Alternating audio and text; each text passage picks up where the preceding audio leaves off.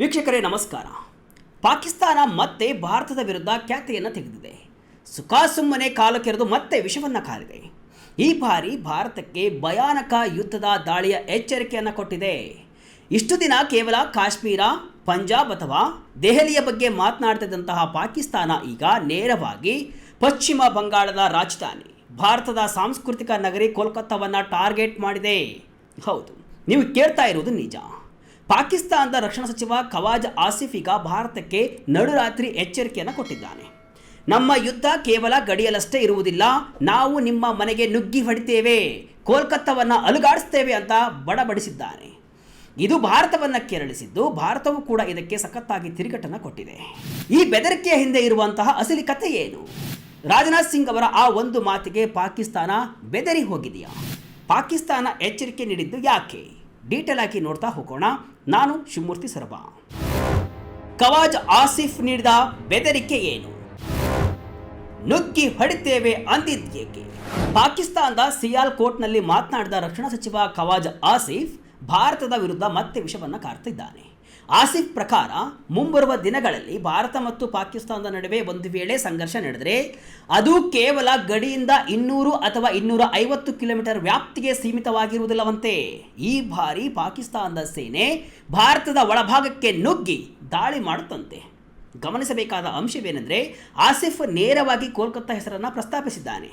ಭಾರತ ಏನಾದರೂ falls flag operation ಅನ್ನು ಮಾಡಿದರೆ ನಾವು ಯುದ್ಧವನ್ನು ಕೋಲ್ಕತ್ತಾದವರೆಗೂ ಕೂಡ ತೆಗೆದುಕೊಂಡು ಹೋಗ್ತೇವೆ ಅಂತ ಅಬ್ಬರಿಸಿದ್ದಾನೆ. ಆದರೆ ಇದಕ್ಕೆ ಯಾವುದೇ ಪುರಾವೆ ನೀಡಲು ಅವನ ಬಳಿ ಸಾಧ್ಯವಾಗಿಲ್ಲ. ತನ್ನದೇ ದೇಶದ ಜನರು ಅಥವಾ ಭಾರತದ ವಶದಲ್ಲಿರುವಂತಹ ಪಾಕಿಸ್ತಾನಿಗಳನ್ನು ಬಳಸಿ ಭಾರತವೇ ತನ್ನ ಮೇಲೆ ದಾಳಿ ಮಾಡಿಕೊಳ್ಳುತ್ತೆ ಎಂಬ ವಿಚಿತ್ರ ಆರೋಪವನ್ನು ಕೂಡ ಈತ ಮಾಡಿದ್ದಾನೆ. ಇದು ಪಾಕಿಸ್ತಾನದ ಹತಾಶೆ ಅಲ್ಲದೆ ಮತ್ತೇನು ಅಲ್ವಾ?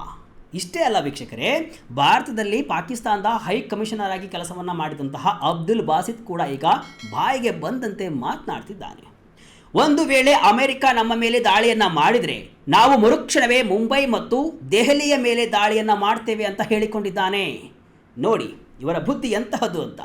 ಯಾರೋ ಹೊಡೆದರೆ ಇನ್ಯಾರನ್ನು ಹೊಡಿತಾರಂತೆ ಈ ಪಾಪಿಗಳು.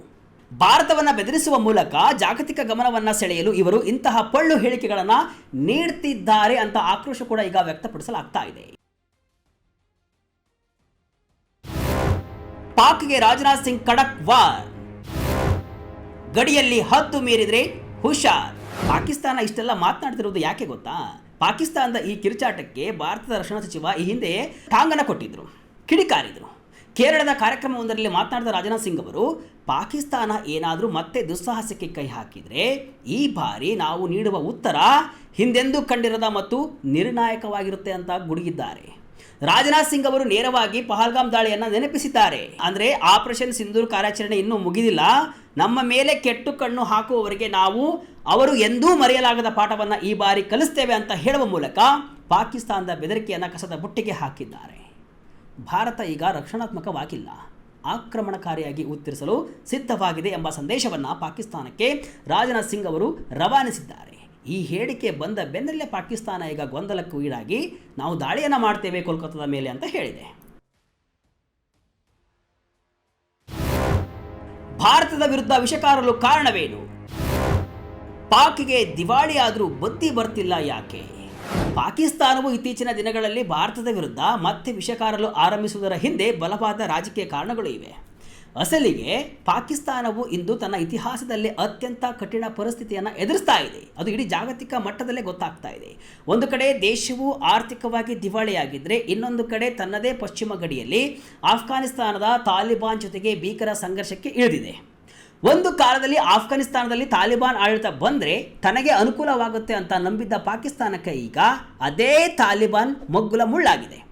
ಡ್ಯೂರಾಂಡ್ ರೇಖೆಯ ಗಡಿ ವಿವಾದ ಮತ್ತು ತೆಹರಿಕ್ ಎ ತಾಲಿಬಾನ್ ಪಾಕಿಸ್ತಾನ್ ಉಗ್ರರಿಗೆ ಆಫ್ಘಾನಿಸ್ತಾನವು ಆಶ್ರಯವನ್ನು ನೀಡ್ತಾ ಇದೆ ಎಂಬ ಆರೋಪಗಳ ಹಿನ್ನೆಲೆಯಲ್ಲಿ ಉಭಯ ದೇಶಗಳ ನಡುವಿನ ಸಂಬಂಧ ಈಗ ಹದಗೆಟ್ಟಿದೆ.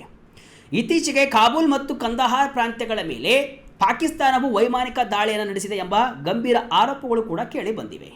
ಈ ದಾಳಿಯಿಂದ ಕೆರಳಿರುವಂತಹ ಆಫ್ಘಾನಿಸ್ತಾನ ಸರ್ಕಾರವು ಪಾಕಿಸ್ತಾನಕ್ಕೆ ತಕ್ಕ ಪ್ರತ್ಯುತ್ತರವನ್ನು ನೀಡುವ ಎಚ್ಚರಿಕೆಯನ್ನು ಬಹಿರಂಗವಾಗಿಯೇ ನೀಡಿದೆ. ಇದು ಪಾಕಿಸ್ತಾನದ ಪಶ್ಚಿಮ ಗಡಿಯಲ್ಲಿ ಯುದ್ಧದ ಭೀತಿಯನ್ನು ಸೃಷ್ಟಿಸಿದೆ. ಇನ್ನು ದೇಶದ ಒಳಗಿನ ಪರಿಸ್ಥಿತಿಯಂತೂ ಶೋಚನೀಯವಾಗಿದೆ. ಹಣದುಬ್ಬರ ಗಗನಕ್ಕೇರಿದೆ, ವಿದೇಶಿ ವಿನಿಮಯ ಮೀಸಲು ತಳ ತಲುಪಿದೆ ಮತ್ತು ಸಾಮಾನ್ಯ ಜನರು ಒಂದು ಹೊತ್ತಿನ ಊಟಕ್ಕೂ ಕೂಡ ಪಾಕಿಸ್ತಾನದಲ್ಲಿ ಪರದಾಡುವಂತಾಗಿದೆ. ಸರ್ಕಾರದ ಮೇಲೆ ಜನರ ನಂಬಿಕೆ ಸಂಪೂರ್ಣವಾಗಿ ಕುಸಿದು ಹೋಗಿದೆ. ಇಂತಹ ಸಮಯದಲ್ಲಿ ಜನರ ಆಕ್ರೋಶದಿಂದ ತಪ್ಪಿಸಿಕೊಳ್ಳಲು ಮತ್ತು ಆಡಳಿತಾತ್ಮಕ ವೈಫಲ್ಯಗಳನ್ನು ಮುಚ್ಚಿ ಹಾಕಲು ಪಾಕಿಸ್ತಾನದ ಆಡಳಿತಗಾರರಿಗೆ ಇರುವಂತಹ ಏಕೈಕ ದಾರಿ ಅಂದರೆ ಅದು ಭಾರತದ ವಿರೋಧ. ಗಡಿಯಲ್ಲಿ ಉದ್ವಿಗ್ನತೆ ಸೃಷ್ಟಿಸುವುದು ಅಥವಾ ಕಾಶ್ಮೀರದ ಹೆಸರಿನಲ್ಲಿ ಭಾರತದ ವಿರುದ್ಧ ಬೊಬ್ಬೆ ಹೊಡೆಯುವುದು ಪಾಕಿಸ್ತಾನದ ಹಳೆಯ ತಂತ್ರ ಮತ್ತು ಚಾಳಿ. ತನ್ನ ದೇಶದ ಜನರಲ್ಲಿ ರಾಷ್ಟ್ರೀಯವಾದವನ್ನು ಕೆರಳಿಸಿ ಅವರ ಗಮನವನ್ನು ಆರ್ಥಿಕ ಮುಗ್ಗಟ್ಟು ಮತ್ತು ಆಫ್ಘಾನ್ ಗಡಿಯ ಯುದ್ಧದ ಭೀತಿಯಿಂದ ಬೇರೆಡೆಗೆ ಸೆಳೆಯಲು ಪಾಕಿಸ್ತಾನ ಈಗ ಭಾರತದ ವಿರುದ್ಧ ಯುದ್ಧ ಎಂಬ ಹಳೆಯ ರಾಗವನ್ನು ಮತ್ತೆ ಹಾಡ್ತಾ ಇದೆ. ಆದರೆ ಅಂತಾರಾಷ್ಟ್ರೀಯ ಮಟ್ಟದಲ್ಲಿ ಪಾಕಿಸ್ತಾನದ ಈ ನಾಟಕಗಳು ಈಗ ಯಶಸ್ವಿ ಆಗ್ತಾ ಇಲ್ಲ ಎಂಬುದು ಕೂಡ ಜಗತ್ತಿಗೆ ತಿಳಿದಿರುವಂತಹ ಕಟು ಸತ್ಯ. UAE ಪಾಕಿಸ್ತಾನ ನಡುವೆ ಬಿರುಕು, ಹಣ ಪಾವತಿಸುವಂತೆ ಪಾಕ್ಗೆ ವಾರ್. ಇರಾನ್ ಯುದ್ಧದ ವಿಚಾರದಲ್ಲಿ UAE ಮತ್ತು ಪಾಕಿಸ್ತಾನ ನಡುವೆ ಉಂಟಾಗಿರುವ ಬಿರುಕು ದೊಡ್ಡದಾಗುವ ಮುನ್ಸೂಚನೆಗಳು ಕೂಡ ದೊರೆತಾ ಇದ್ದು, ಇದೇ ತಿಂಗಳ ಅಂತ್ಯದ ಹೊತ್ತಿಗೆ ತನ್ನ ಹಣವನ್ನು ಪಾವತಿಸುವಂತೆ ಪಾಕಿಸ್ತಾನಕ್ಕೆ UAE ಖಡಕ್ ವಾರ್ನಿಂಗ್ ಅನ್ನು ಕೊಟ್ಟಿದೆ. ಅದರಂತೆ ಪಾಕಿಸ್ತಾನ ಕೂಡ ತಿಂಗಳ ಅಂತ್ಯದ ಹೊತ್ತಿಗೆ ಯುನೈಟೆಡ್ ಅರಬ್ ಎಮಿರೇಟ್ಸ್ಗೆ 3.5 ಬಿಲಿಯನ್ ಮರುಪಾವತಿ ಮಾಡಲು ಸಿದ್ಧತೆಯನ್ನು ನಡೆಸಿದೆ ಅಂತ ಹೇಳಲಾಗ್ತಿದೆ. ಈಗಾಗಲೇ ಪಾಕಿಸ್ತಾನದ ದುರ್ಬಲ ಆರ್ಥಿಕತೆಯು ಒತ್ತಡದಲ್ಲಿ ಇದೆ.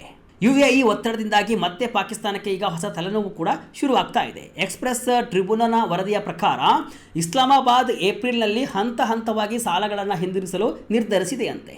ಮುಂದಿನ ವಾರ ಸುಮಾರು 450 ಬಿಲಿಯನ್, ನಂತರ 2 ಬಿಲಿಯನ್ ಮತ್ತು ತಿಂಗಳ ಕೊನೆಯಲ್ಲಿ ಮತ್ತೊಂದು 1 ಬಿಲಿಯನ್ ಪಾವತಿಸಲಾಗುವುದು ಅಂತ ವರದಿ ಹೇಳಿದೆ. ಇನ್ನು ಮರುಪಾವತಿಯು ಈಗಾಗಲೇ ಒತ್ತಡದಲ್ಲಿರುವಂತಹ ಪಾಕಿಸ್ತಾನದ ವಿದೇಶಿ ವಿನಿಮಯ ನಿಕ್ಷೇಪಗಳ ಮೇಲೆ ಒತ್ತಡ ಹೇರುವಂತಹ ನಿರೀಕ್ಷೆಯಂತೂ ಸಾಕಷ್ಟು ಇದೆ. ಇಷ್ಟು ದೊಡ್ಡ ಮೊತ್ತವನ್ನು ಮರುಪಾವತಿಸಲು ಮೀಸಲು ಬಳಸುವುದರಿಂದ ದೇಶದ ಬಾಹ್ಯ ಹಣಕಾಸು ನಿರ್ವಹಿಸುವಂತಹ ಸಾಮರ್ಥ್ಯವನ್ನು ಪಾಕಿಸ್ತಾನ ದುರ್ಬಲಗೊಳಿಸಬಹುದು.